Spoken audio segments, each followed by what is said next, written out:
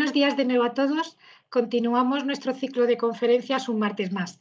Hoy vamos a sacar al balcón otro grupo de documentos que se custodian en nuestros archivos y en nuestras bibliotecas y que son muy distintos a los que hemos visto en jornadas pasadas. Se trata de los registros sonoros y audiovisuales. En esta ocasión, Luis Crespo Arcá, conservador y restaurador de la Biblioteca Nacional de España, nos va a adentrar en el mundo de estos objetos y en su relación también con el resto de otros soportes documentales. Vamos a aprender sus tipologías, su materialidad, sus problemas y a la vez nos va a enseñar las posibles soluciones de conservación y restauración y va a hacer mucho hincapié, estoy convencida y segura, en la necesidad de crear líneas de actuación que se complementen y permitan su transmisión en las mejores condiciones posibles a lo largo del tiempo. Luis Crespo Arcá es diplomado en conservación y restauración de documento gráfico, tiene una amplia experiencia profesional de casi 30 años, diría yo, en Calcografía Nacional, en el Instituto de Patrimonio Cultural de España, trabajó también en el Archivo Histórico Nacional y actualmente en la Biblioteca Nacional de España, donde es responsable de los tratamientos de conservación y restauración de los fondos y colecciones de los departamentos de Música, de Bellas Artes y de Cartografía. Es autor de un libro sobre conservación preventiva y posee más de 30 artículos y traducciones técnicas sobre conservación y restauración. Está formado en restauración con técnicas japonesas por el National Research Institute for Cultural Properties de Tokio y en esta línea de trabajo e investigación es en la que se ocupa en la actualidad, tanto en lo que se refiere a su labor profesional como a su labor docente. Están enfocadas ambas dos en la difusión de la estética, la ética, las herramientas, materiales y las técnicas japonesas de restauración para su aplicación en obras y documentos occidentales sobre papel. Es colaborador asiduo de universidades, centros de formación y otras instituciones, lo que le ha llevado a dar muchísimas conferencias y cursos, entre los que destaca el Curso Internacional de Conservación de Papel en América Latina, una mirada hacia Oriente, que se celebra anualmente en México DF dentro del programa LATAM ICROM. A continuación, y abusando de la relación que nos une, le he pedido que centre su atención en los recursos documentales que traemos y los que considero que muy a menudo no se les presta la atención que merece y que nos marque los criterios y las pautas que él considera más adecuados para su conservación. Estoy segura, por supuesto, de que sus propuestas estarán cargadas de su reconocido sentido común y de su buena fe. Muchas gracias, Luis, por prestarte a compartir tu tiempo y tu experiencia con nosotros. Cuando quieras, puedes empezar. Hola, gracias, Teresa. Hola a todos los que estén por ahí. No sé quién andará a estas horas y si no es ahora que nos veamos más tarde en diferido en YouTube. Ante todo, agradecerte que me hayas invitado y que creas que puedo ser útil para esto. Yo empiezo a pensar que este tipo de programa tuyo ya podría estar casi premiado para el Ondas de conservación o algo así. En fin, lo que voy a intentar en esta presentación es algo complejo, porque es una presentación que realmente lo que estoy intentando es comprimir muchas horas de las clases que suelo dar sobre este asunto, porque realmente es muy complejo. Es un material que, como bien has señalado, está dentro de instituciones como la que yo trabajo actualmente y en archivos, y el problema que tienen es el desconocimiento básico que tenemos de los materiales que los conforman y a partir de ahí cómo ser capaces de conservarlos, duplicarlos y demás. Se preguntará más de uno de los oyentes que no conozcan mi trayectoria que qué hace un restaurador de papel y pergamino hablando de conservación de registros sonoros. Yo he estado, como ha dicho Teresa al principio, muchísimos años trabajando con manuscritos, con pergaminos, con códices, reencuadernando encuadernaciones antiguas. Y cuando llegué en el 2008 a la Biblioteca Nacional, lo primero que me soltaron fueron dos colecciones en concreto en el departamento de música. Una fue unos libros de gran formato que incluían pergaminos y papel y otro material que yo no había visto en mi vida, que eran los cilindros de cera. Entonces, a raíz de intentar investigar qué eran y cómo cuidarlos, fue que empecé a entrar en la conservación de los registros sonoros. Entonces, voy a intentar compartiros un poco lo que son, cuál es su importancia cultural y social y las políticas de digitalización y al final algo sobre algunos muy concretos dentro de la inmensa variedad que hay de objetos de registros sonoros y audiovisuales. He cogido 3 o 4 los más significativos y por último intentar explicar algunos de los sistemas de restauración que he aplicado y la filosofía que subyace esa forma de restaurar. Entonces, bueno, voy a darle a compartir la pantalla con todos vosotros y vosotras para que veáis esta presentación y espero que os sea de interés. En fin, pues empezamos con una imagen que seguro que todos reconocéis porque son parte de nuestra familia en el sentido más íntimo y más simpático, Barrio Sésamo, y los he traído a propósito de ser un elemento común, digo social, en todos los países en los que yo me muevo y todos lo reconocemos fácilmente. Hasta ahí podemos empezar a entender el alcance que tienen los audiovisuales en la memoria colectiva actual de las personas y lo van a tener. Entonces, para intentar contaros digamos, el contexto en el que nos movemos, voy a empezar por definir qué es un documento. He cogido una definición universal, que es la de la UNESCO, que incluye los audiovisuales. Entonces nos encontramos básicamente con 4 tipos de objetos, los que llaman objetos textuales, que incluyen periódicos, manuscritos, libros, etc. Tenemos los objetos no textuales, que incluirían dibujos, grabados, mapas, fotografías, partituras musicales, etc. Tenemos también los objetos virtuales que están en sitios web y servidores, podrían ser las portadas de los periódicos o cosas similares.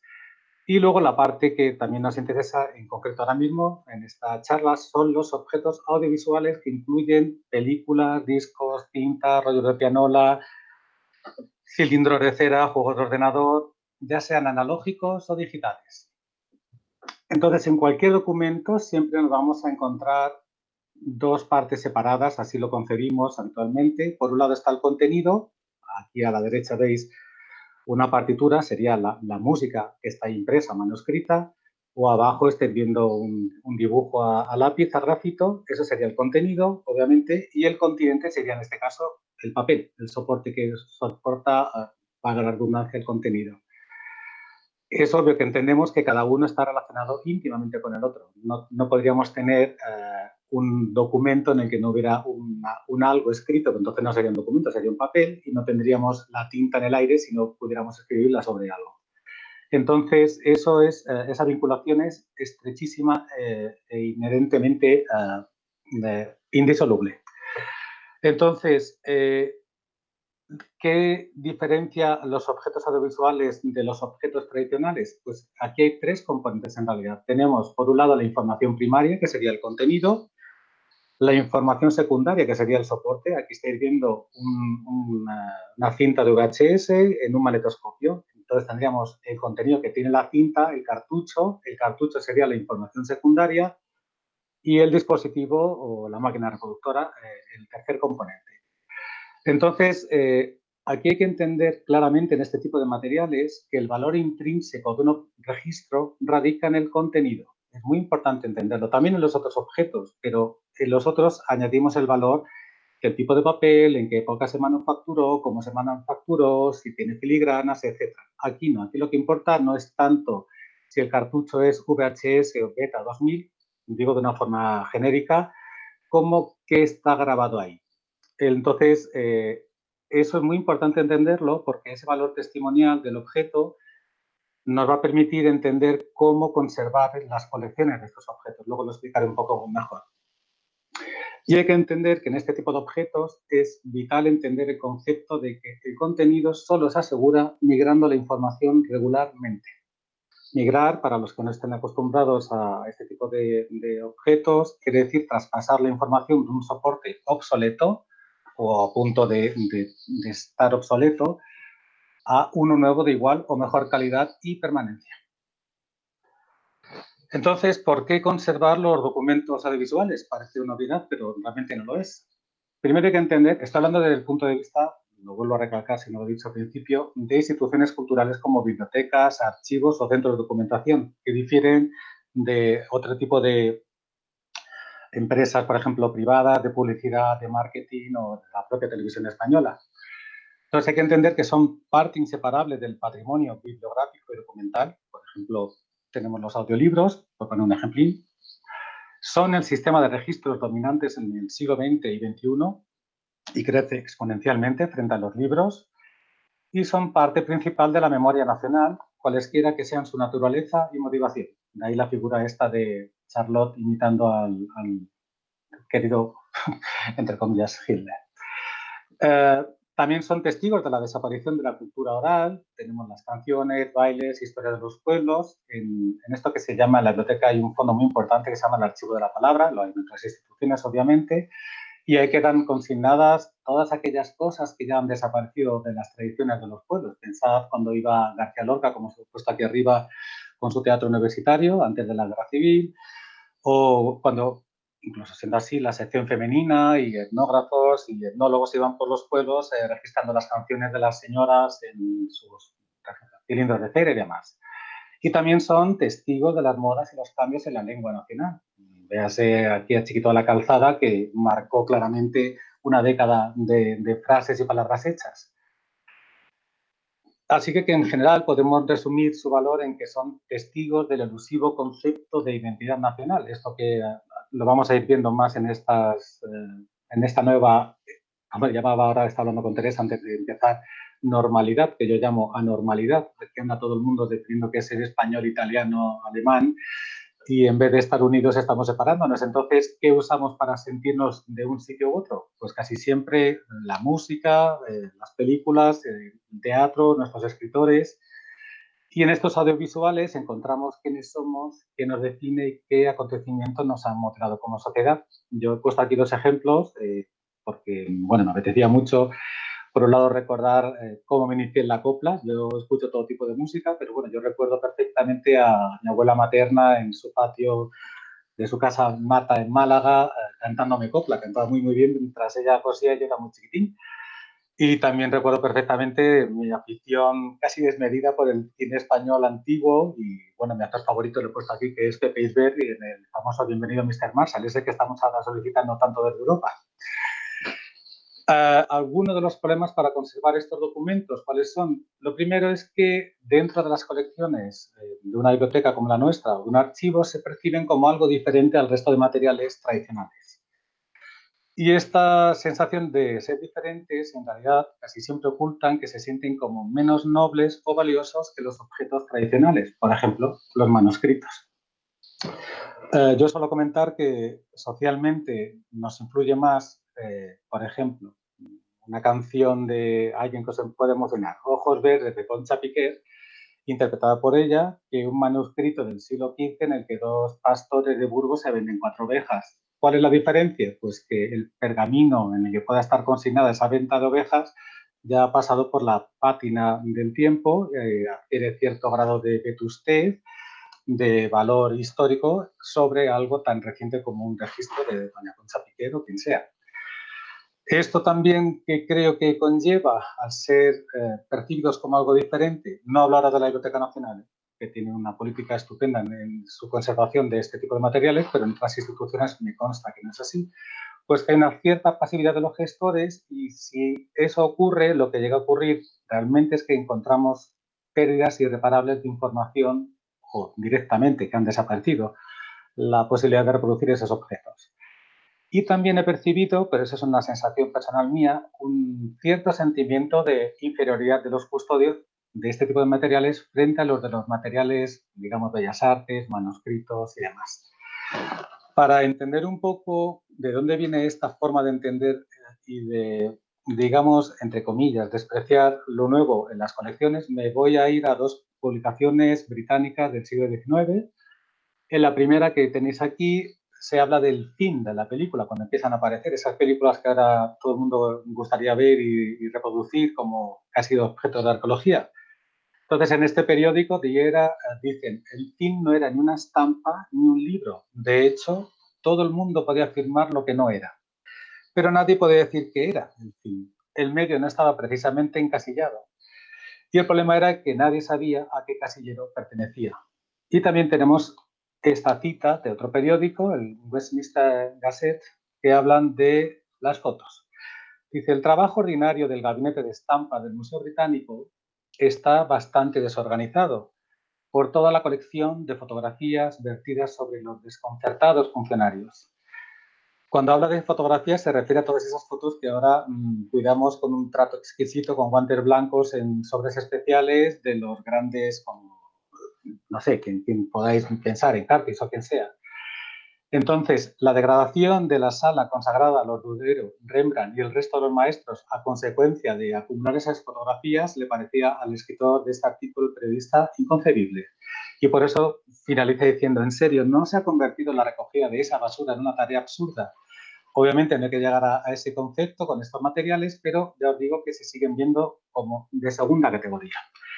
Entonces, ¿cuáles son los problemas? Por simplificarlos mucho, los materiales son muy efímeros, no pueden pervivir por sí mismos. Hay que pensar que, por ejemplo, cuando sacaba las colecciones de VHS de Heidi o de Marco, la industria no está pensando en que esas cintas vayan a tener una duración, una pervivencia de siglos. Solamente les interesa tener una salida comercial para las cintas, los magnetoscopios que van asociados a las cintas y enseguida pasar, cuando digo enseguida, a los pocos años, a otro nuevo soporte, otro nuevo sistema de consumo de imagen.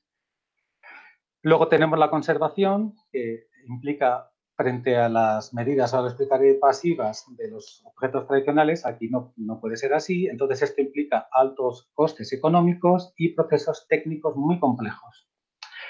Luego tenemos un problema que he escuchado mucho a los facultativos de la biblioteca, que son los derechos de autor, que son enmarañadísimos a la hora de poder hacer, por ejemplo, copias de seguridad, la difusión, etc.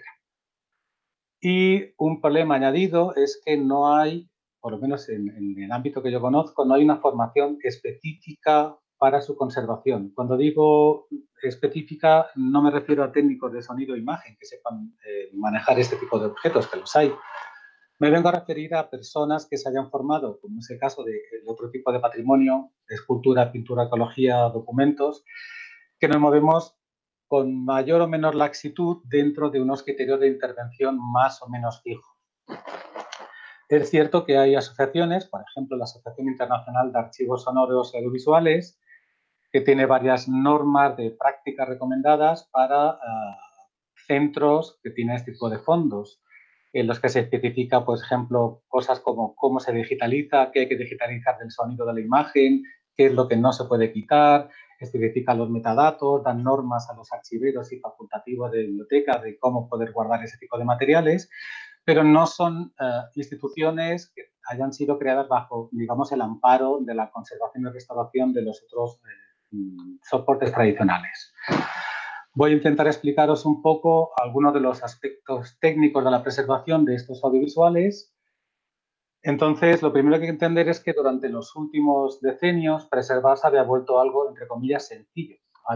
Lo voy a simplificar en 4 pasos, he establecido que el control medioambiental y de la polución de los depósitos es vital, es decir, saber la temperatura, la humedad, que no haya fluctuaciones, este tipo de cosas que la inmensa mayoría de los oyentes seguramente ya conocen. Luego se hacía en paralelo la copia de seguridad en otros formatos, cuando la restauración, por ejemplo, de documentos empieza a ser mecanizada de forma sistemática y masiva en los años 30-40 del siglo XX, paralelamente surge la microfilmación de esos documentos para por lo menos tener una copia de seguridad. Hay que entender que esto no es igual a migrar, ¿no? Es decir, no me deshago del soporte original y me quedo solamente con la copia, simplemente una copia en otro soporte. Los que no conocen el microfilm, pues es un poco como la película de las cámaras antiguas. La preservación también incluía pues, una parte que nos afecta directamente a las personas como yo, que son los tratamientos de restauración tradicionales, del papel, la encuadernación, etc. Y teóricamente, pero realmente no es así, una planificación ante desastres, como el que estamos viviendo ahora mismo. Entonces, en este tipo de materiales, lo que cambia es el concepto de que no basta con actuar con medidas pasivas. Es decir, si yo tengo un fondo de cartuchos, de cintas, y digo, bueno, pues esto, si yo le pongo una temperatura y una humedad adecuada, esto va a durar seguro 200 años. No es así. Hay que entender que los componentes, por ejemplo, de los cartuchos, de las cintas que poníamos en casa con las películas, tienen en esa cinta tan finita un montón de componentes, de lubricantes, aglutinantes, humectantes, partículas magnéticas, y eso con el tiempo se va degradando, se va secando muchísimo, más rápido de lo que uno cree. ¿Qué ocurre? Uno lo descubre cuando intenta reproducir la cinta. Visible no lo es decir, uno abre una caja de una cinta VHS, ve la cinta y exteriormente puede parecer que todo está perfecto. Pero realmente lo que le ha ocurrido a la cinta con el paso del tiempo es que se ha ido degradando y al meter la cinta en el aparato que lo reproduce, que lo tensa para poder reproducirlo, las bobinas, si alguien se acuerda, hacen como un clac, que era el tensado de la cinta, puede ocurrir que directamente estalle en el aparato. Luego también tenemos otro asunto que es el de la digitalización, que incrementa muchísimo la complejidad, pensando en instituciones culturales, insisto, como las nuestras, de la relación entre la información y el soporte que la contenía originalmente, implicando el descarte de este último. Yo recuerdo la primera vez que escuché algo sobre esto fue en el año 91, cuando estaba contratado temporalmente en el Instituto de Patrimonio y Cultura de España, y vinieron unos técnicos de Radio Televisión Española, incluido el jefe de conservación, y me sorprendió, impactó mucho cuando comentó que cada 2 o 3 años Televisión Española, por lo menos en aquella época, según lo dijo él, iba cambiando, migrando a la información de un soporte a otro porque las cintas, vamos a decirlo así, por simplificar, donde se grababan los telediarios, los programas y demás, cada 2 o 3 años se quedaban obsoletos frente a las nuevas tecnologías y tenían que ir migrando la información. Voy a explicaros un poco sobre formatos, su fiabilidad y digitalización. Hay una barbaridad de formatos. Os pongo aquí algunos, pero hay más. Por ejemplo, veis en audio, hay cilindros de cera, discos de cartón, discos lacados, de vinilo, con resina, de pizarra, etc. Dentro de los CDs están los comerciales, digamos, que compramos ya grabados y que no se pueden regrabar, pero luego estaban los regrabables, los de 2 grabaciones, los de una sola grabación.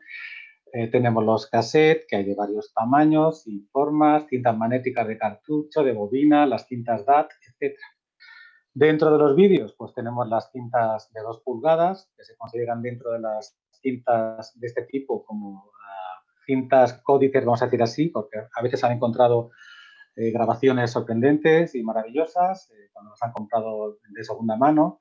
Luego están las cintas de 1 pulgada, la A, B, C y D, los formatos VHS, el Beta, el 2000, el Laserdisc, el VCD, el DVD, el HD, DVD, el Blu-ray, el minidisc, etc. Luego, dentro de los rollos de película, pues tenemos las películas de 8, Super 8, 9,5, 16, Super 16, nitrato, acetato, poliéster como soportes, etc. Dentro de lo digital tenemos cintas magnéticas, disco flexible, disco duro, unidad de estado sólido y demás. Y tenéis que entender, si no conocéis este mundo, que no se trata tanto solo de entender que hay una abundancia de formatos, sino que todos ellos, en general, necesitan sus propios aparatos de reproducción. ¿Eso qué quiere decir? Que instituciones, por ejemplo, como la nuestra, que tiene un técnico de sonido e imagen, se encuentra con el problema de que si algún componente de los aparatos que reproduce alguno de estos soportes se estropea, pues si no lo encuentra en eBay o algún sitio así, no se puede reproducir la cinta. Yo recuerdo hace unos años recientes que un compañero de la biblioteca hacía un llamamiento interno a ver si alguien tenía algún sistema para reproducir el sistema 2000, quiero recordar, algún magnetoscopio en casa para poder hacer un donativo a la Biblioteca Nacional. Tenéis que entender la complejidad que representa, los que trabajáis en el Estado ya lo sabéis, comprar componentes tan simples como una gomita, una arandela para poder arreglar un aparato. Entonces, dentro de todas estas tecnologías, ¿cuáles son fiables y cuáles no son fiables? Las fiables son las tecnologías que llamaríamos de baja calidad. Cuando digo fiables son sistemas en los que en general, con una buena conservación preventiva al modo tradicional, sí podemos tener una cierta seguridad de que se va a prolongar su vida bastante en el tiempo, sin que tengamos una urgencia enorme de migrar la información. Entonces, dentro de estas tecnologías de baja calidad, entre comillas, como os pongo ahí, estarían los rollos de película, que serían, por ejemplo, los de material de poliéster correctamente almacenados y bien tratados, que dicen los especialistas que se han dedicado a investigarlos, que potencialmente, por eso lo pongo en amarillo, pueden perdurar siglos. Dentro del audio tenemos algunos tipos de cilindros, los discos de vinilo, los de pizarra y los de goma laca, aunque estos, sinceramente, solamente con las condiciones, creo yo, muy estrictas de conservación de temperatura y humedad. Dentro de los registros sonoros sobre papel, pues estarían los rollos de pianola, lo que llaman orguinetes serafón, los aristones, los serafones, etc. Y luego también tendríamos como fiables los ficheros digitales de esto que ahora se llama alta tecnología, pero solo si se mantienen correctamente en servidores y con una clara sensación de migración en cuanto van cambiando los software y demás. ¿Y cuáles no son fiables? Pues una barbaridad de los que tenemos nuevos. Serían los medios magnéticos de audio y vídeo, desde las cintas cassette de los años 60-70 a las pequeñas, las más gruesas, las cintas VHS, los beta, los 2000, etc. Tampoco son fiables los medios láser, el CD, el DVD, el Blu-ray, todos esos medios. Hay estudios que demuestran, por ejemplo, hay el equivalente como al CSIC español, el Consejo de Investigaciones Científicas, en Estados Unidos hicieron estudios sobre los CDs y demostraron que en 5 años, tan solo en 5 años, habían encontrado problemas de aparición de microorganismos en el interior de algunas grabaciones de CDs. Entonces, pensar que esos medios son fiables es un gran error. Tampoco son fiables los formatos digitales antiguos. Seguramente los que tengáis ya una cierta edad recordaréis los discos estos, los floppy de 5 pulgadas y media, luego los de 3 pulgadas y media, que estaban en las computadoras, en los ordenadores, en las disqueteras, que han ido desapareciendo y se han quedado prácticamente ilegibles. Tampoco son fiables las tecnologías de los aparatos reproductores, como os he indicado, pues a menudo su vida media es más corta incluso que el medio que van a reproducir. Luego tenemos que entender que la progresión y la evolución del hardware y el software pueden dejar obsoletos e ilegibles los archivos digitales antiguos, como os acabo de señalar con los disquetes, lo cual implica que al final todos estos formatos están necesitados de lo que os pongo en la última línea, una migración por pura pervivencia del contenido. Estos días estamos escuchando un montón esta palabra que nadie conocía, no está haciendo mucho, que es el triaje, desgraciadamente se ha hecho popular, y igual que se está aplicando a los enfermos, a los hospitales, esto es algo que se aplica en este tipo de medios desde casi el inicio de la conservación de los mismos. Triaje en el sentido de qué materiales no pueden ser recuperados y deben dejarse morir, es decir, no vale la pena malgastar medios económicos que casi siempre son escasos en instituciones culturales como las nuestras para intentar recuperar alguna información. Es más sensato intentar encontrar alguna forma de compartir ficheros digitales e información con otras instituciones que lo pudieran tener. ¿Qué objetos pueden esperar? Esos que os he dicho, los fiables, los rollos de pianola, los cilindros, bien cuidados, pueden esperar hasta que haya dinero y una posibilidad de digitalizarlos. Y luego hay otros medios que están en el punto en el que se debe trabajar inmediatamente, si no hay el riesgo de que desaparezca la colección. Por ejemplo, ahora la biblioteca ha empezado, no estoy súper metido en ese tema, pero sé que ha empezado hace ya unos meses con un proyecto de digitalización de unas grabaciones en un tipo de cartucho de cinta magnética como parte de recuperación de un fondo que es imprescindible mantener. Hay que entender, esto me ha ocurrido con algunas personas en Latinoamérica que les han hecho como donativos instituciones anglosajonas para que digitalicen, por ejemplo, periódicos. Y lo que han hecho ha sido guardar las imágenes digitalizadas en CDs y DVDs. Entonces, les he comentado, cuando nos hemos encontrado en alguna conferencia por allí, que estos especialistas que nos han analizado el soporte físico insisten mucho en que no son medios de preservación digital. O sea, no puede uno confiar en que por guardar la información en esos CDs y DVDs va a poder leerlos siempre. Y otro peligro que tiene la digitalización es realizar digitalizaciones en las que directamente se descarta el original analógico sin tener necesidad de ello. Ahora, por ejemplo, yo he hablado algunas veces en la biblioteca con algunos de los responsables sobre la digitalización de los objetos pensando en su nuevo acondicionamiento en otro edificio. A mí, por ejemplo, me parece, pero es un criterio personal, que lo más sensato es intentar hacer primero, antes de hacer el edificio para esos objetos, hacer la digitalización de lo que ya hay y verificar cuántos de ellos realmente están bien y cuántos no, y a partir de ahí decidir cuánto espacio nos haría falta en un nuevo edificio. Los estándares de digitalización que yo he ido viendo, por un lado tenemos que la digitalización de preservación se debe diseñar con la máxima calidad posible. Puede que haya solo una oportunidad, es decir, uno tiene que entender que el coste de este tipo de digitalizaciones es muy caro y puede que de repente salga una ventana tipo British Telecom o Telefónica o quien sea, va a poner un montón de dinero en un periodo corto y hay que aprovechar para crear la máxima calidad posible y no pensar en que dentro de 2 años va a volver a aparecer el dinero, porque a lo mejor no es así. Luego tenemos que entender también cuál es el tipo de restauración que tenemos a nuestro alcance. La limpieza de las cintas, una copia de respaldo, la manipulación de la señal, etc. Y luego tenemos que entender, esto me lo hizo entender muy bien una antigua compañera que ahora está en el Museo Reina Sofía, Isabel Bordes, a la que le estoy muy agradecido porque me enseñó mucho sobre estos aspectos, que los ficheros deben estar descomprimidos porque existe el peligro del software secuestrador. Es decir, yo suelo comentar de broma que cuando venía el señor Bill Gates a España, en los primeros tiempos de la digitalización de los archivos estatales, empezaron por el de India, si no recuerdo mal, luego había quejas de las universidades norteamericanas. En aquella época Microsoft todavía no se había quedado con Apple y Microsoft, los que lo recuerden, tenía un componente que ponía ActiveX. Eso impedía que los lectores que usaban en las universidades norteamericanas masivamente los Apple pudieran leer las digitalizaciones que se hacían aquí en España. Es decir, él no venía gratuitamente como el señor Mr. Marshall a ayudar al gobierno español, venía a vender su producto. Entonces, si hacemos digitalizaciones, se las guardamos en software, que actualmente parece que son eternos, imaginad Acrobat, y dentro de un tiempo desaparecen, tenemos un serio problema como institución cultural para recuperar la información. Y vuelvo a repetir, dentro de los estándares de digitalización, el diseñar junto con la digitalización de los objetos la migración sostenida en el tiempo. Es decir, si uno decide que quiere tener esos objetos en su institución, tiene que tener en cuenta que tiene que ser capaz de mantener los objetos que los reproducen y todo lo digitalizado tiene que ir migrando con el tiempo. No vale con hacer un esfuerzo de 4 o 5 años y olvidarse de ese fondo. ¿Cuáles son los problemas para instituciones culturales como las nuestras?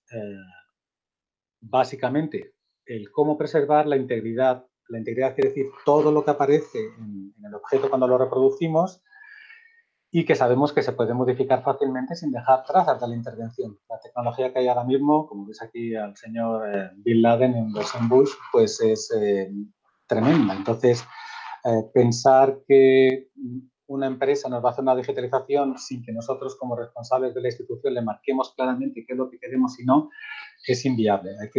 Los especialistas en este campo se tienen que formar mucho para entender la parte difícil, que es muy difícil de tecnología, que implica el sonido, la imagen y demás, esos valores.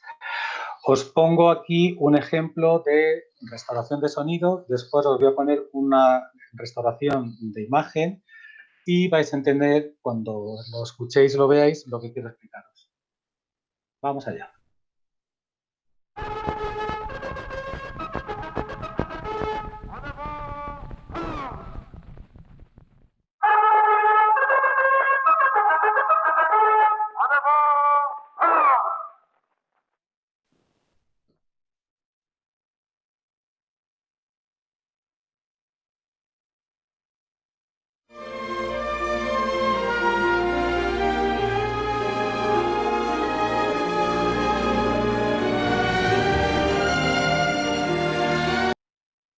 Visto y oído son dos ejemplos de restauraciones aleatorias. Es decir, en la primera habéis escuchado un discurso grabado sobre un cilindro de cera en el que se han quitado un montón de componentes que el técnico de sonido ha considerado que estaban distorsionando la grabación original. Entonces, ¿cuál es la diferencia entre una empresa privada que hace una restauración y la necesidad de una institución cultural, según la IASA, esta Asociación Internacional de Archivos Sonoros? Pues la diferencia básicamente es que la grabación digital que se haga, la copia máster, debería ser con todo lo que suena, con los cracks y demás. Y la segunda posibilidad, la limpieza, es solamente para, digamos, mejorar, a lo mejor que queremos escuchar el sonido del, perdón, el discurso de la persona que está hablando, etc. El peligro, como os decía, es quitar en esa limpieza de sonidos cosas que son fundamentales mantener y que ahora mismo a lo mejor algunas de las personas que lo custodian consideran que no les gusta y el criterio personal dice al técnico, oye, quítamelo que no lo quiero. Pero eso no es viable para una institución cultural, insisto. Lo que habéis visto en la segunda imagen ha sido una limpieza típica de una empresa privada a la que le das una cinta casera de la familia y te hace pues eso que habéis visto, una modificación brutal del color, del sonido y demás. ¿Que queda más bonito? Bueno, pues ya son gustos de cada cual, pero insisto, eso en una institución cultural no es viable como copia máster. Lo que importa es mantener al máximo lo que hay. Voy a intentar explicaros algunos registros sonoros tradicionales, algo sobre su conservación y restauración y, en concreto, lo que he hecho para la Biblioteca Nacional. Os voy a hablar un poco de, como decía, de 3 o 4 soportes, ya ni me acuerdo muy bien. Vamos a empezar con los cilindros. Los cilindros de cera, para los que no los conozcáis, son lo que se llaman los incunables de los registros sonoros. Aparecen hacia mediados del siglo XIX. Aquí os he puesto arriba a la derecha, veis, aparece Edison, realmente él no es el que lo inventa, pero bueno, al final queda casi como el que hace la patente. Fue de las pocas veces que el señor al parecer se equivocó. Me decía una amiga, antigua colega y documentalista excelente, Dunia Ranera, que él apostó por los cilindros pensando que el formato plano, el disco de vinilo, por decir así, no iba a triunfar. De las pocas veces que su olfato le falló, comercial. Están hechos de varios materiales, los más antiguos de unas ceras de color marrón claro, parecida a la cera que se usa para la depilación, por decirla visualmente, y luego hay resinas que fueron evolucionando, haciendo que algunos fuesen tan duros, me está acordando ahora de los Amberol, que le llamaban el irrompible. No es que no se puedan romper, pero bueno, resistían muy bien el paso de la aguja. Entonces, el problema de ese tipo de registros es que son extremadamente sensibles a los cambios bruscos de temperatura y humedad relativa. La cera en sí es muy estable químicamente, si no sufre cambios en estos valores, pero en cuanto hay valores mínimos, cuando digo mínimos a lo mejor hablo 3 grados de fluctuación de la temperatura, le surgen grietas, fracturas, aparecen los hongos dentro de la caja. También son extremadamente frágiles ante arañazos y golpes accidentales en el manejo. Por eso hay que ser muy cuidadoso en cómo se extraen de las cajas y se manejan para poder examinarlos. Tienen un problema añadido y es que, sobre todo los más antiguos, los de cera, cuando veis abajo un fonógrafo, no sé si veis justo en la base del fonógrafo, vamos a decir así, de la trompeta, veis una parte metálica más brillante ahí donde se inserta el cilindro. Y hay que entender que la aguja va generando por la fricción calor. El calor se traduce en dilatación del surco y la dilatación del surco se traduce en deformación de la señal. Es decir, asegurarnos de que un cilindro de cera va a funcionar, va a sonar, digamos, correctamente y nos va a dar una información fiable solamente va a ser posible en una escucha de 10, 15, 20 veces máximo. A partir de ahí escucharemos deformaciones del sonido. Así me encontré, pero no fue culpa de la biblioteca, así trajo el coleccionista parte del fondo que me dieron nada más llegar, sobre que yo tuve que investigar. Y lo que ocurrió fue que yo pregunté, ahí empecé a entender que aquí no había especialistas, les dije a los responsables del momento que con quién me podía poner en contacto y salvo la Biblioteca de Cataluña, me dijeron que no había especialistas que se hubiesen formado en intentar encontrar estándares de conservación de estos materiales, algo que me sorprendió mucho siendo lo que llamaban los incunables. Entonces lo que hice fue escribir a varias instituciones del mundo que busqué por internet, que estaban en proyectos en Estados Unidos, en Canadá, en Japón, que enviaron sus informes y sus propuestas de conservación de los materiales. En general, lo que vi es que tenían muy buen criterio para conservar el sonido, pero muy mal criterio a la hora de usar, digamos, los materiales de protección de los cilindros. Abajo a la izquierda veis una típico de envoltura, era colocar el papel este de sacarse las manos en la cocina, así venía un cilindro. A la derecha los metálicos venían con unas telas de algodón como la que veis. No es apreciable, pero están llenas de pintitas marrones, de eso que llamamos los restauradores de papel toxin. Los problemas asociados, pues algunos permiten la reproducción, otros no, obviamente. Arriba a la izquierda veis una típica grieta debido a una contracción de la cera que ha creado esa raja, que abajo, como veis, aún se mantiene y llega a producirse hasta la ruptura de la cera. A la derecha, un problema de usar materiales inapropiados es el algodón, por ejemplo, que os he señalado antes, venía envolviendo ese cilindro, se había enganchado en una de esas grietas y al intentar extraerlo directamente rompió toda la superficie. decir que salvo un dentista, un protésico dental, mejor dicho, que había por California, nadie en el mundo restaura cilindros de cera, para que entendáis hasta qué punto son frágiles y complejos. Lo que observé en algunos cilindros era que presentaban, como veis abajo del todo en el centro, manchas superficiales, como de ataque de hongos, pero los técnicos de sonido me decían que eso no impedía la lectura correcta de la señal. Otra cosa eran las manchas que aparecen como esos puntos blancos como lentejas, en los que directamente la cera se ve al microscopio, ha desaparecido y ahí no hay señal ninguna.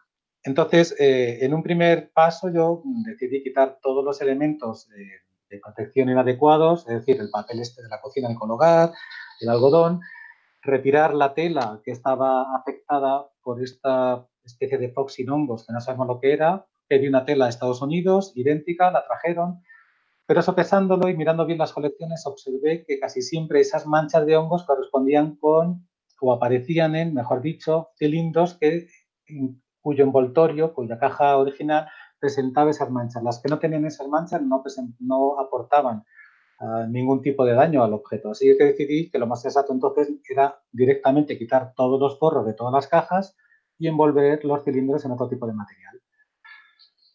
Ahora os enseñaré cuál. El manejo de estos cilindros, pues alguna vez tenéis que encontrarlo y tocarlos, es obviamente nunca, lo he puesto en la segunda línea, habría que ponerlo en la primera, nunca intentar manipularlos llevando anillos, pulseras y relojes.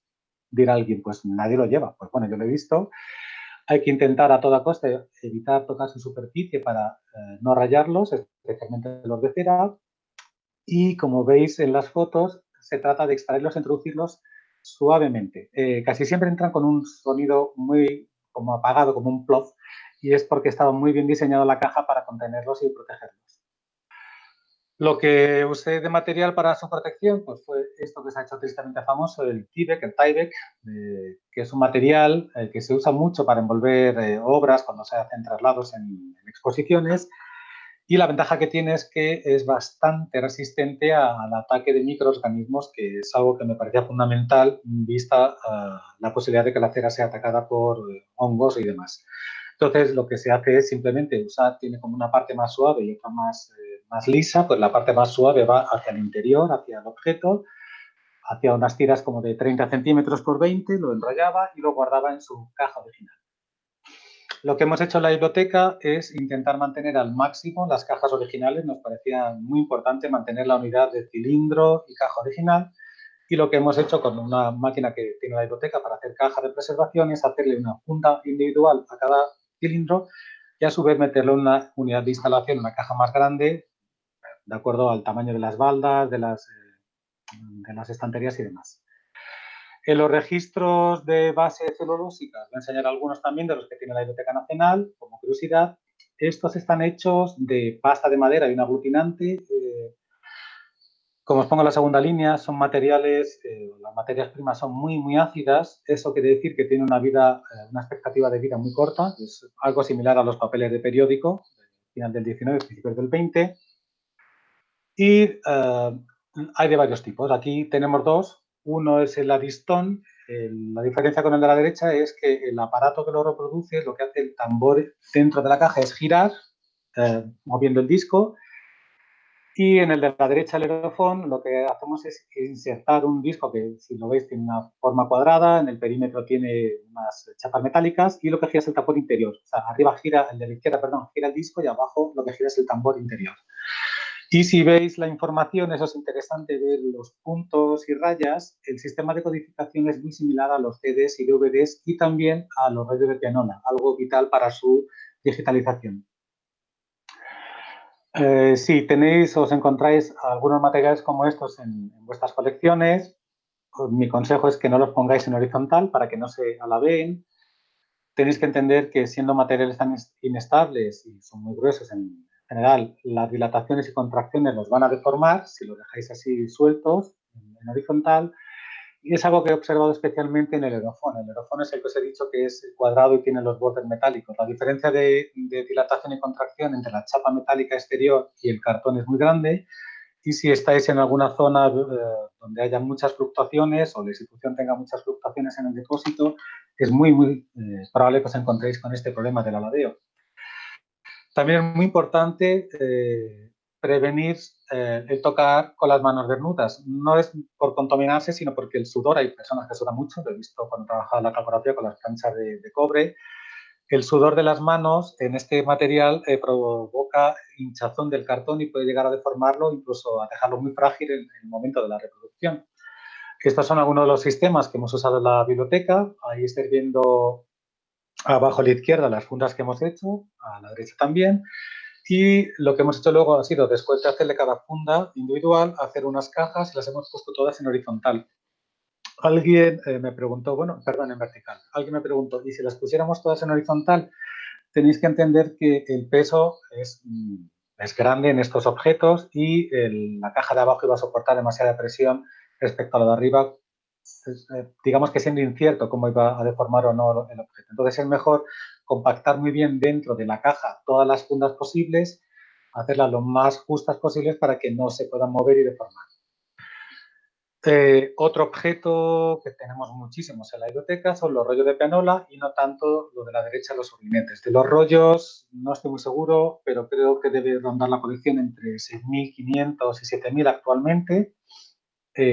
Para los que no conocéis la pianola, es un aparato como un piano vertical en el que se inserta un cilindro de papel, abajo lo veis con unas rayitas, entonces ahí va la música. Esto decían que era como para el que no sabía tocar bien el piano, permitiendo que, como hacerle creer que sabía tocar el piano. Entonces, o bien se reproduce por sí mismo o uno puede ir interpretando o haciendo como que interpreta lo que va escuchando a través del papel.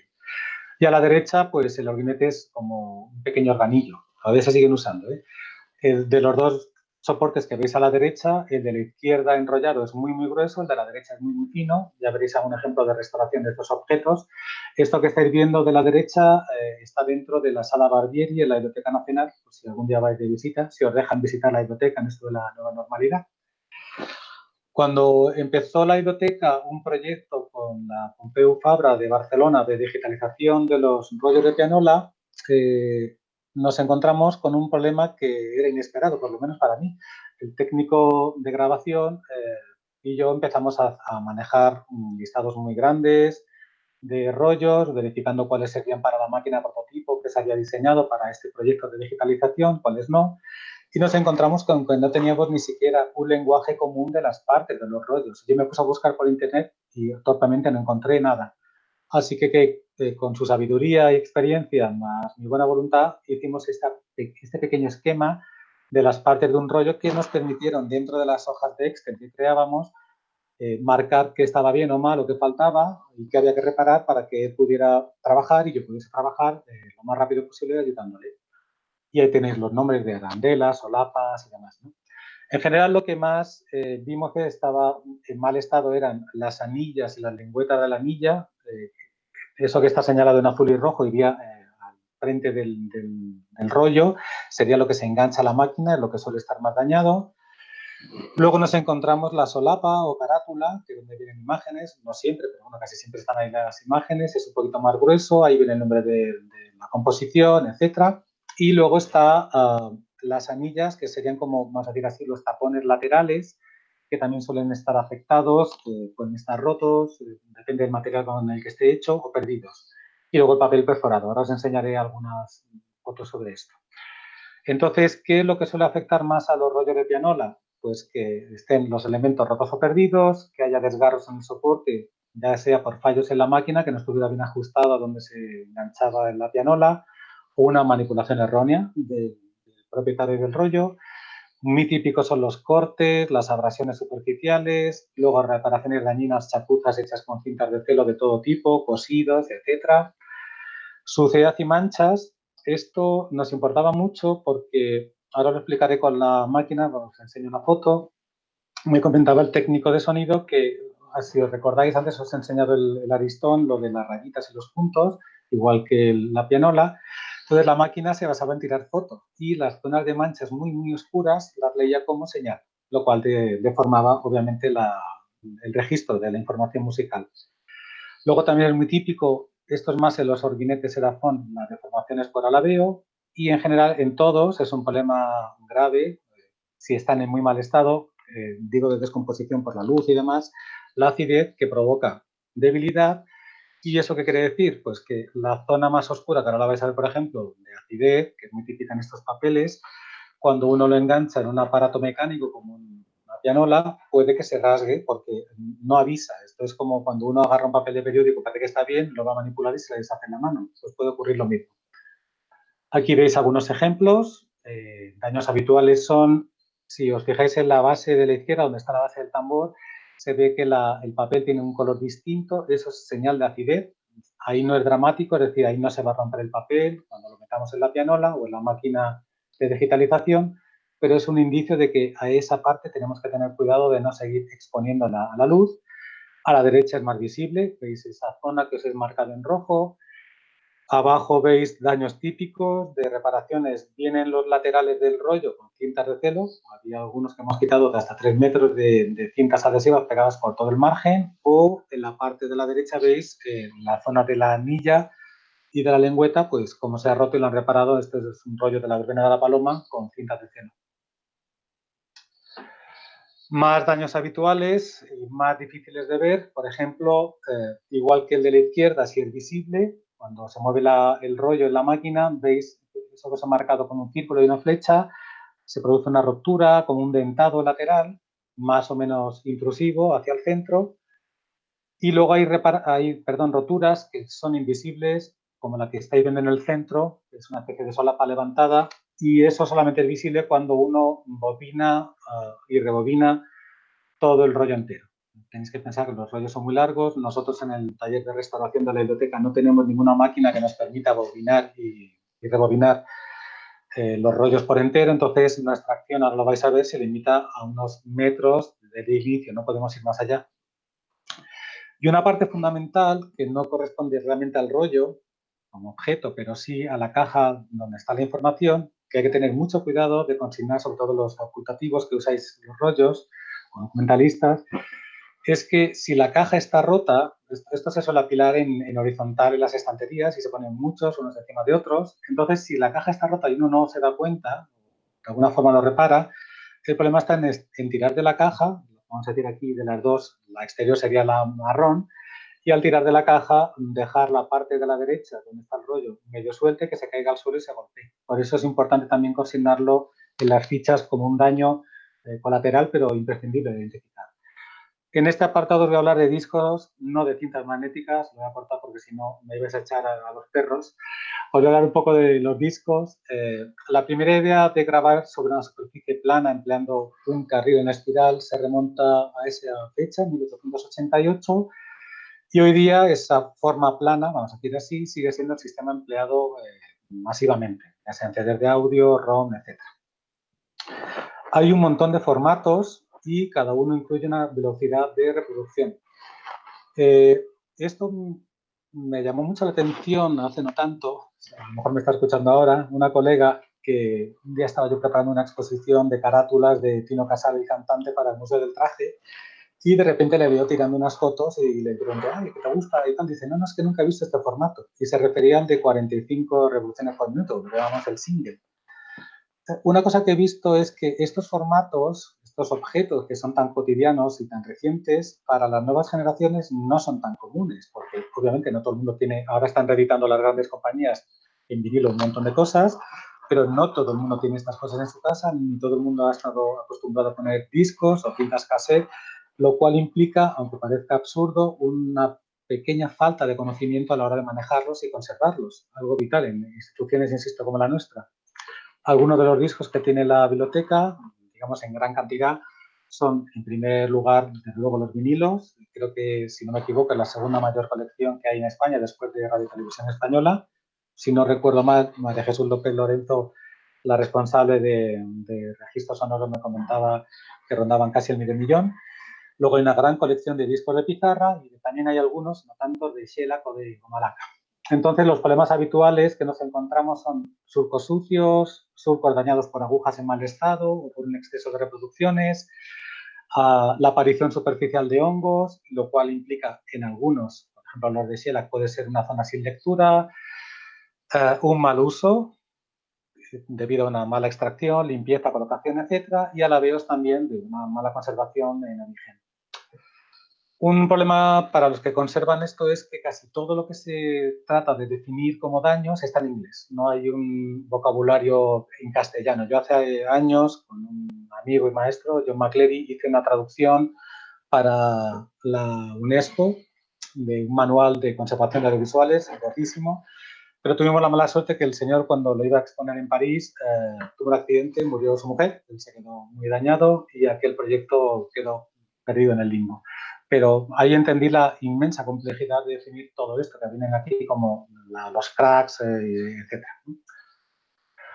Entonces, soluciones muy sencillas para, por lo menos, mitigar un daño inicial de alabeos y demás, pues igual que, como veis a la izquierda, nos preocupamos de poner calzos a los libros para que no se doblen y se estropeen las encuadernaciones o se deforme el cuerpo del libro, hay que evitar lo que ocurre aquí abajo a la izquierda. Eso que veis son álbumes de discos de pizarra que dejados así, aunque la pizarra, si alguno la ha visto alguna vez, parece muy firme, gruesa y prácticamente irrompible, realmente es un material súper frágil y se deforma con mucha facilidad.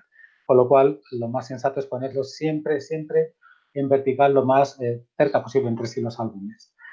Acciones simples de gran trascendencia, derivadas de no conocer el material, de no tenerlo en casa, pues cuando uno, por ejemplo, saca un disco, lo extrae, si lo extrae de la caja, como os pongo en el centro, diréis, ¿y cuál es el problema de sacarlo de ahí? Tenéis que pensar que el disco llega hasta donde están los dedos.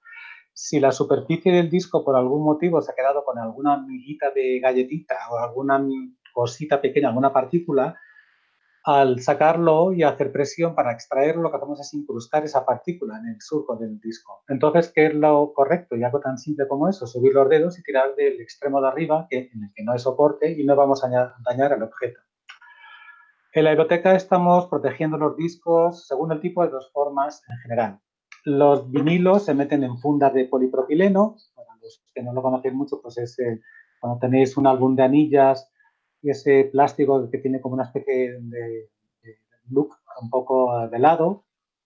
Y los de pizarra se están sacando de los álbumes y se están metiendo en fundas de papel neutro y en fundas a su vez exteriores también del mismo papel. En el caso de los pizarra y también de los vinilos, no se hace esto porque el material con el que vengan pueda provocar daños químicos en el objeto. Realmente tiene más que ver, en el caso de los vinilos, para que la superficie no se dañe al meterlo en la funda original. Y en el caso de los pizarras es porque pesan muchísimo. Si alguna vez agarráis un álbum de pizarras original, vais a ver hasta cuánto pesan. Entonces, cuando uno los saca, si se fija bien, habitualmente las fundas son de color azul, verdoso, turquesa, puede ver en el perímetro el mismo fenómeno que se observa en los libros en casa, en la parte de arriba, cuando se ve amarillo. Ese amarillo quiere decir acidez. Y acidez, como os he dicho, con los rollos de pianola, quiere decir deterioro, y deterioro quiere decir posibilidad de que se rasgue inadvertidamente el papel. Entonces, si yo saco un álbum de discos de una estantería y no tengo siempre el cuidado de poner la mano en la parte inferior para sujetar todo el conjunto, puede ocurrir que saque el álbum y uno de los discos raje el papel y vaya al suelo y se rompa. Por último, gracias por la paciencia, os voy a hablar un poco de la restauración de algunos registros sonoros que hemos llevado a cabo en el taller para que veáis un poco cómo nos hemos aproximado a este tipo de objetos.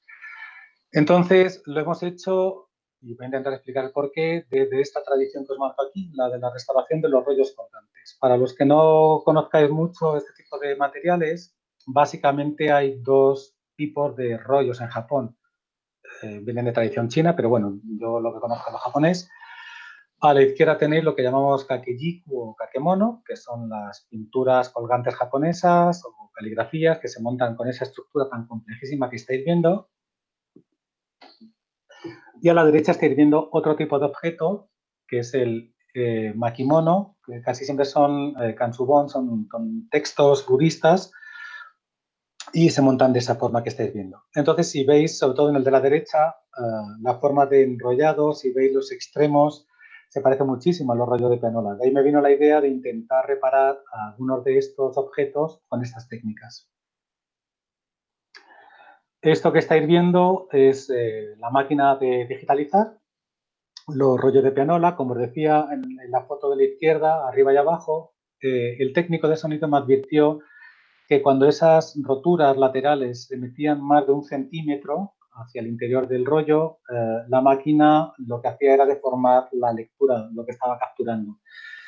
Entonces, el sistema es lo que estáis viendo arriba, es un ordenador, lo que está haciendo es, en un extremo engancha el rollo, hay otro extremo en el que va pasándolo y lo va enrollando y luego el proceso es a la inversa. No sé si veis en la foto de abajo un poco más en blanco el pautado. Entonces lo que hace la máquina es ir tirando fotos y luego se hace un empalme con el software.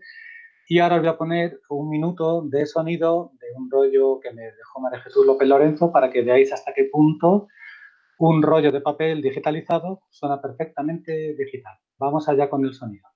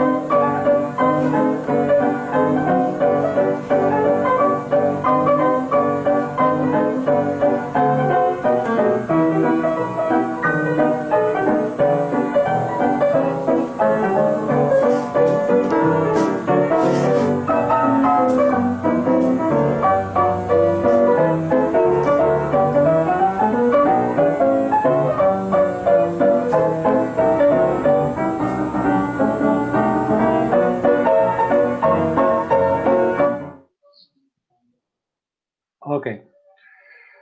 Bueno, es solamente una pequeña muestra, espero que os haya gustado. A mí me fascina saber que de un papel agujereado podemos obtener esta calidad, personalmente. Entonces, os muestro aquí algunos de los arreglos que hemos hecho. Como decía, muy típico es el daño que veis arriba a la izquierda, la pérdida de esa unión, lo que va a permitir enganchar el aparato al rollo de pianola. Cuando empezamos el proyecto de digitalización, el margen de restauración que teníamos era muy, muy pequeño, digo en tiempo. Apenas teníamos un mes y medio, no había habido digamos, un buen entendimiento entre el diseño del proyecto y las necesidades de conservación de los objetos y tuvimos que encontrar soluciones rápidas y fiables. Entonces, lo que hicimos fue, en el caso de la parte del papel, pues usar las técnicas antiguas japonesas, eligiendo muy bien los adhesivos, los tipos de papeles, para que no provocase ningún tipo de enganche en las máquinas. Había que elegir muy bien las fibras y demás. Había que elegir muy bien el tiro quiere decir hacia dónde se enrollaba o no, para que no generase tensiones en la máquina. Y una parte que nos preocupaba mucho era qué sistema diseñar para enganchar a la máquina. O sea, qué sustituir si no había anillita para meterlo en la máquina de digitalización. Y a mi compañero, actualmente jefe Arsenio, se le ocurrió, yo le llamo MacGyver, cariñosamente, se le ocurren cosas insospechadas. Se le ocurrió lo que estáis viendo abajo a la izquierda, que era la tela engomada que se usa para la trasera de los marcos, cuando se hace una enmarcación, un grabado y demás, dar una forma de paniposa, lo pegábamos en el papel, le hacíamos en la parte que sobresale un poquito más abajo a la izquierda un agujero y probamos. Se lo pasamos al técnico de la máquina y nos dijo funciona. Así que eso nos permitió correr muchísimo a la hora de restaurar. Esto no es algo que hayamos hecho para el proyecto de digitalización porque no había tiempo, no había lugar. Dentro de las pianolas, de los dos elementos que están en los laterales, uno gira y el otro está rígido. El rígido está enganchado en el interior de una especie de cartoncillo que lleva el rollo y es el que permite que se mueva para adelante y para atrás sin patinar, digamos, el papel, pero el otro tiene que estar un poquito suelto. Entonces, si estaba un poquito suelto, lo que hacíamos directamente era intentar encontrar otro tapón suelto para sustituirlo, aunque fuese temporalmente, y se lo ponemos para digitalizarlo. Esto que estáis viendo realmente es una reproducción de una parte perdida para una exposición en la que se incluya este rollo de pianola. Está hecho con una epoxi resina, que es lo que está en el centro, que es con la que se repara la cerámica. Se me ocurrió que, como esto era baquelita, la baquelita, si lo recordáis, los más antiguos son los teléfonos estos que teníamos en las casas o las que se ven en las películas de blanco y negro o en los mangos antiguos también de las cafeteras, pues eso es fácilmente reparable con este tipo de epoxi. Luego hay otros que son de madera, que eso ya requeriría otro tipo de trabajo. Os voy a mostrar, ya para terminar, pues lo que hemos hecho, por ejemplo, con esto, que son la colección de, me parece que son 6 u 8 pequeños grabaciones en este material que llaman el Orguinete Serafón. Esa foto que estáis viendo en blanco y negro me la proporcionó un amigo hace poco, es decir, no es una imagen del siglo XIX, de un tipo tocando este tipo de material de registro sonoro en las calles de Oporto. Lo que me dieron fue esto que estáis viendo aquí, papeles destrozados, rajados, y dijeron, bueno, a ver si se puede hacer. Entonces, básicamente hice 4 tipos de intervención en este tipo de material. Lo primero fue limpiarlos por capilaridad. Como os he dicho, la idea era quitar esas manchas más oscuras para que la máquina lo leyera como papel y no como señal. Luego reparar los desgarros y los refuerzos de las zonas perforadas. Luego laminar el soporte, que para quien no sepa qué es eso, quiere decir poner un segundo soporte que refuerce el original cuando está muy debilitado. Y finalmente encontrar y diseñar un sistema de protección de almacenamiento. Entonces lo que hicimos fue usar disoluciones de agua. Este fue el más largo, el fondo está Arsenio, este soy yo, y este fue el único que podemos hacer así extendido. Los rollos de pena, insisto, no, porque no podemos trabajar entero, y este sí, porque eran 3,5 metros nada más. Entonces lo que hicimos fue usar materiales absorbentes que íbamos cambiando hasta conseguir quitar el máximo de manchas. Luego usé para repararlos esta técnica. Cuando uno ve una pintura colgante como está arriba a la izquierda, que tiene todas esas grietas, lo que hacen los japoneses es desmontarla entera, limpiarla como lo que os he enseñado antes, y luego tienen que ponerle 1 o 2 laminaciones, es decir, 1 o 2 refuerzos, y encima de esos refuerzos, todo esto va por la parte de atrás, van poniendo esas tiritas tan finitas que estáis viendo. Vienen a tener unos 3 milímetros de ancho. Lo que estáis viendo abajo, que parecen como rayas, realmente es un mar de tiritas que están poniendo de refuerzo en esa pintura. Entonces, en la parte que os he señalado, en la foto de la derecha, con un circulito en rojo, no sé si lo veis, en la punta de la espátula de bambú se ve un trocito de papel que estoy agarrando con una pequeña cosa de nácar, y así tuve que ir reforzando todas las grietas y roturas de estos papeles. Luego apliqué 3 técnicas de laminación y alisado. En el de la izquierda veis una técnica en la que lo que hago es el rollo largo, apliqué el adhesivo a todo el rollo y rápidamente fui cepillando y fijando un papel nuevo sobre toda la superficie del objeto, lo dejé secar. En el centro lo que veis es una técnica en la que lo que se hace es poner un papel encolado sobre la obra, y luego hay una tercera técnica en la que se pone un papel solo con agua sobre la obra para estirarla. Los 3 están visibles ahí a la derecha.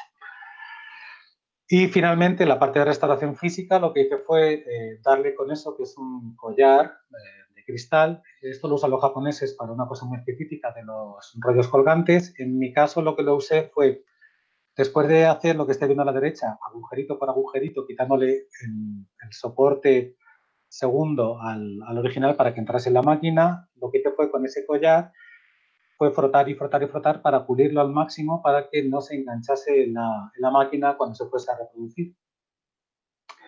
Y por último, así quedaron guardados estos papeles que habéis visto antes hechos polvo dentro de una caja que hicimos de preservación.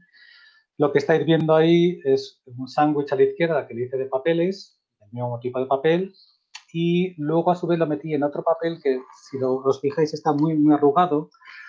Eso es, la verdad, que un poco de creación mía, porque esa es la forma que tienen en Japón de guardar los rollos colgantes. Le hacen como una especie de acolchado al papel con una técnica muy concreta para evitar que cuando hay tantos sismos allí de terremotos, perdonadme, lo estoy cansadín, pues el objeto sufra, ¿no? Entonces se me ocurrió hacerle eso y ya está. Y quería hacer esta última diapositiva. Es un poco rara metida en este campo, pero no lo es en el fondo. Quizá de la parte de restauración para mí es la más importante, la más difícil de entender. Sé que últimamente empezó en España Catarsina, una colega que quiero mucho que está en Tenerife, luego mi compañero Arsenio y luego yo. Digamos, somos los que hemos introducido más esto de las técnicas y materiales y herramientas japonesas en España. Lo que me estoy dando cuenta es que no se está entendiendo bien, creo, en general. Esta diapositiva surge porque en el 2015 estuvimos en un congreso que organizaba el ICON británico, el grupo de conservación, en Londres, Era un congreso sobre cómo estos materiales, herramientas, técnicas orientales habían aparecido en Occidente y cuál había sido la interacción en los colectivos de conservación al respecto. Entonces, en ese congreso estábamos presentando lo que ha comentado Teresa al principio, el curso que hacemos en Ciudad de México de formación de latinoamericanos, españoles y portugueses en las técnicas japonesas, adaptándoles a los profesionales que vienen los materiales a la realidad de sus países y sus posibilidades económicas y materiales. Entonces, en uno de esos intervalos, hablando con el director de los cursos, Masato Kato, le expliqué, digamos, el enfoque con el que yo trabajo. Y se me quedó mirando, sonrió y me dijo, no, si nosotros hacemos lo mismo. Y yo le dije, pero vosotros nunca lo explicáis, ¿no? Dice, pues no, dice, yo creo que es que no lo van a entender. Entonces, lo que ellos hacen es esto que os he puesto aquí, el trabajar así. Es decir, nosotros conocemos de los japoneses, yo lo promulgo, pues estos papeles valen, estas brochas valen y demás, pero realmente para que eso funcione correctamente y se entienda bien su forma de trabajo hay que entender estos aspectos que os pongo aquí a la derecha. Alguien dirá, bueno, pues por ejemplo, limpieza y orden, yo soy muy limpito en mi taller. No se trata de ese tipo de limpieza, se trata de una limpieza que abarca el aspecto externo y también el interno, es decir, con qué actitud interior hago yo el trabajo y cómo se manifiesta mi trabajo interior en el resultado exterior. El orden va en el mismo sentido, no se trata simplemente de decir, bueno, pues tengo todas las cositas puestas aquí o allá. Yo, por ejemplo, les hago mucho la práctica a las personas que vienen al taller a una temporada a hacer cosas en mi zona de trabajo, es decir, el modo japonés. Les explico muchísimo que el orden empieza en el orden mental. Cuando uno tiene un orden mental es posible reflejarlo en un orden físico y en un resultado en el trabajo. No quiero decir con esto que uno sea infalible, que yo meto muchas equivocaciones, pero todo parte de ese trabajo interior. Luego está el respeto. El respeto tiene que ver mucho con no diferenciar la naturaleza del objeto para aplicar el máximo de uno para repararlo. Es decir, para mí no hay ninguna diferencia, pongo mucho de ejemplo, entre un dibujo de Durero o un rollo de canola. Me puede salir mejor o peor el resultado, pero no hay ninguna diferencia anterior en mi trabajo al respecto. Luego está la concentración, que es vital. La humildad, entender que uno no lo sabe todo, que tiene que seguir mejorando, que tiene que compartir. La palabra compartir en los equipos japoneses es vital, es decir, no está el súper restaurador que trabaja en solo, sino que hay, obviamente hay súper restauradores, yo los conozco, pero realmente dependen de que todo el equipo funcione como una orquesta bien coordinada. Luego, lo de hacerlo justo se refiere a que, a pesar de que uno ahora se encuentra, a todos los restauradores, estamos aprendiendo un montón de baterías, de productos, materiales y demás, realmente no tiene por qué usarlo siempre. De hecho, nosotros, por ejemplo, en la parte donde yo trabajo en la biblioteca, como veis, trabajo con lo que estáis viendo arriba, básicamente con agua y almidón, el alga y los áteres de celulosa. He suprimido prácticamente ya siempre los fijativos, mesas, máquinas y demás. Es un camino difícil, pero realmente funciona. Y te libera a la hora de poder ser independiente del espacio donde trabajes para poder restaurar. Luego tenemos tres aspectos que los he puesto en japonés porque yo los conozco así, pero también existen en otros idiomas con otro nombre. Uno está referido a la respiración, eso que pongo como kokyujo. Yo hago a veces la pequeña broma, vamos a decir así, de dejar que hagan un tratamiento complejo, como poner un segundo papel muy fino a una obra a las personas de prácticas sin decirles nada sobre la respiración y la postura, y luego les hago cerrar los ojos, les hago mantener cierta postura, cierta respiración, y casi siempre, por no decir siempre, dicen, anda, me ha quedado mejor. Es magia. Digo, no, no es magia, es simplemente concentración y respiración. Luego tenemos otro concepto vital, el penúltimo, que es el de Ichigo, Ichie, que es el de solo existe el aquí y el ahora. Por ejemplo, para decirlo de una forma práctica, cuando uno está haciendo ese proceso de laminación con un papel muy fino, tenéis que pensar, los que no lo conocéis, que a veces usamos papeles que encolamos y son los papeles como Kleenex que usaba la corte imperial japonesa. Entonces, imaginaos un Kleenex con el que os sonáis la nariz, que lo encoláis y lo intentáis levantar con un palo de un tamaño grande, más allá de un DIN A3, y que tenéis que manejarlo en el espacio sin dejar arrugas ni bolsas sobre el objeto original. Muy complicado. ¿Qué es lo que suele ocurrir si no está uno concentrado en ese instante presente, que está ya empezando a pensar en el resultado final? Y cuando uno empieza a pensar en el resultado final, se está perdiendo todo el recorrido, aparecen los nervios y aparece casi siempre el error. Y por último, digamos que engloba casi todo lo anterior, está el concepto de function, de la mente alerta. Por deciros un ejemplo casero. Cuando estáis fregando los platos o haciendo otra cosa, seguramente os ha pasado que sin querer dais un manotazo, tiráis una jarra, le dais un golpe a no sé qué. Eso es una falta de function, de estado vigilante. ¿En qué lo podemos aplicar nosotros? Por ejemplo, cuando vamos a hacer un trabajo, en retirar todo lo que no hace falta de la mesa de trabajo, en minimizar los daños al objeto, en mantener una mente abierta que nos permita, por ejemplo, conectar trabajos. Me han preguntado, ¿cómo has conseguido pensar en conservar cilindros de cera para llegar a esas conclusiones que has expuesto antes? Pues dije, pensando en cómo reparaban los sellos de los documentos en pergamino del siglo XIV o XV con los que trabajé en el Archivo Histórico Nacional. Eso es el estado Hanshin. Así que, bueno, eso era parte de lo que quería explicaros de esta parte de la restauración japonesa, y con esto doy por terminada la charla. Agradezco muchísimo la paciencia y, bueno, os dejo aquí el correo y a mi amigo favorito, que es Totoro, que seguro que algunas de las presentes lo conocéis también. Mil gracias, Luis, por tu magnífica presentación. No tenía ninguna duda en que iba a ser así de estupenda y bueno, creo que el mismo entusiasmo que yo te estoy mandando por haberte escuchado, te lo mandan también pues casi por 4 centenares de personas que has tenido escuchándote. Uy, la ley. Bueno, los comentarios en el chat todos son, por supuesto, de agradecimiento, de enhorabuena y de felicitaciones, pero también han surgido algunas preguntas que te voy a trasladar ahora. Perfecto. La primera tiene que ver un poco con el principio de tu discurso, cuando haces la clasificación de las distintas tipologías de objetos audiovisuales y sonoros.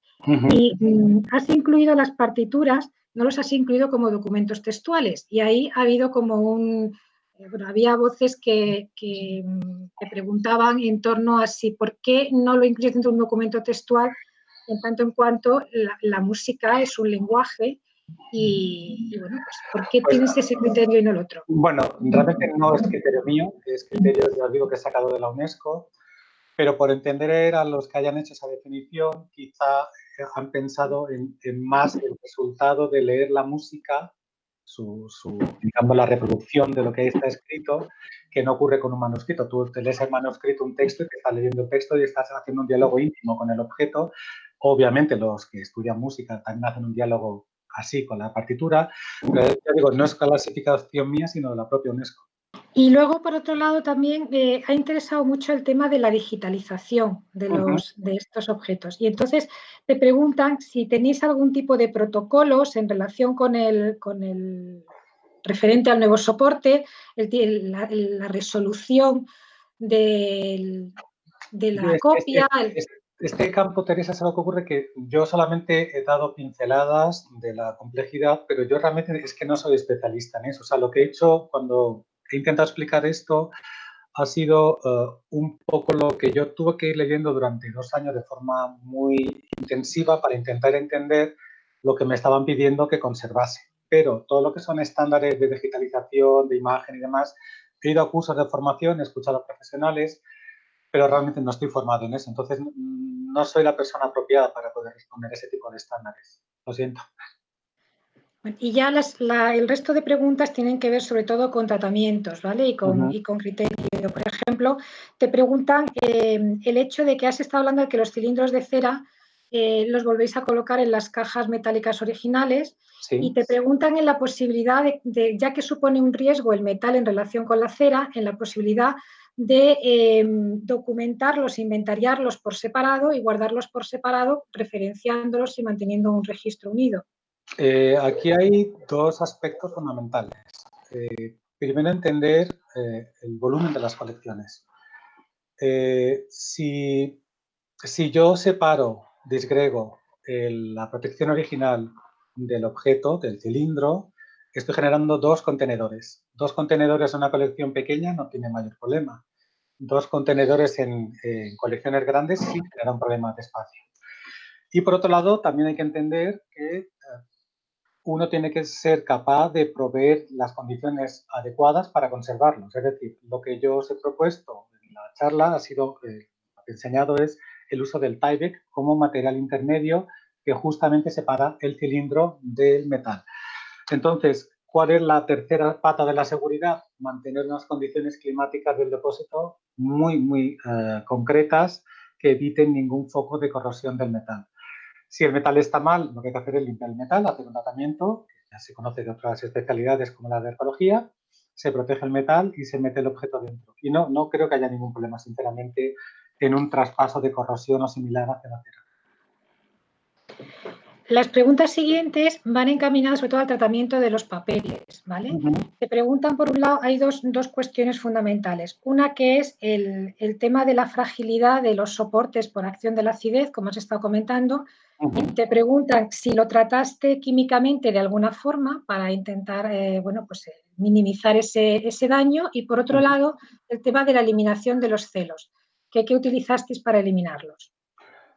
Pues empiezo por el segundo. Los celos se retiraron mecánicamente y con algunos disolventes hicimos pruebas, pero realmente los que habéis visto casi siempre salían mecánicamente. Entonces lo que hacíamos era con un poco de etanol, a veces le poníamos un poco de isopropanol, rebajarlo al máximo. Yo, de todas formas, es que tengo un punto de vista un poco particular sobre el uso de disolventes. En estos tiempos estamos todos hablando de que queremos un planeta mejor y demás, y creo que como seres humanos responsables, aunque suene muy romántico, que nos pongamos a usar tan alegremente disolventes orgánicos que tienen una complejidad de preparación y de contaminación del medio ambiente grande, no compensan quitar alguna manchita de un papel. Entonces ese es mi punto de vista. Entonces lo que hicimos fue rebajar al máximo la pegajosidad que pudiera quedar del adhesivo y simplemente tratamos así el papel.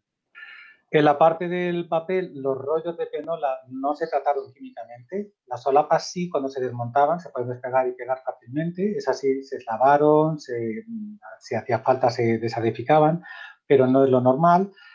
Y en el caso de los orguinetes, el que se ha visto muy largo, con el que aparecemos Arsén y yo, en la extracción que hicimos mediante absorción por capilaridad, sí aplicamos, por ejemplo, hidróxido cálcico, un preparado muy rebajado, con la idea de limpiar el soporte, pero no de neutralizar los ácidos solubles presentes. Es decir, no se hicieron tratamientos químicos de estabilización de la celulosa. No daba lugar, imaginad meter un papel de 3,5 metros súper frágil que se deshace en las manos en ningún proceso al uso de neutralización. Entonces de ahí vino el proceso de laminación con un segundo soporte estable que fuese a proporcionarle una mayor durabilidad al papel, permanencia. Y por último, te preguntan si hay algún repositorio en la Biblioteca Nacional para poder consultar y oír los registros sonores. Sí, eso está en la Biblioteca Digital Hispánica, en colecciones especiales. Os metéis, ahí están los cilindros de cera, rollos de pianola, los podéis escuchar en streaming. Pues Luis, estas son las intervenciones que ha habido en el chat, las preguntas que te han hecho. Darte las gracias de todo corazón y de nuevo por tu generosidad y, como dije al principio, por tu buen hacer. Muchas gracias y felicidades. Gracias, Teresa. Muchas felicidades a vosotros también. Y a vosotros que seguís ahí escuchándonos y que estáis todas las semanas compartiendo con nosotros este momento, volver a convocaros para el próximo jueves, el día 7 de mayo. En esta ocasión contamos con la participación de Alan Halley, del Departamento de Conservación de la Biblioteca del Congreso de Washington, D.C., que nos va a hablar sobre la respuesta a emergencias y la recuperación de colecciones. Una introducción a los conceptos fundamentales. Espero que os guste tanto como esta. Felicidades a todos y que tengáis un día estupendo.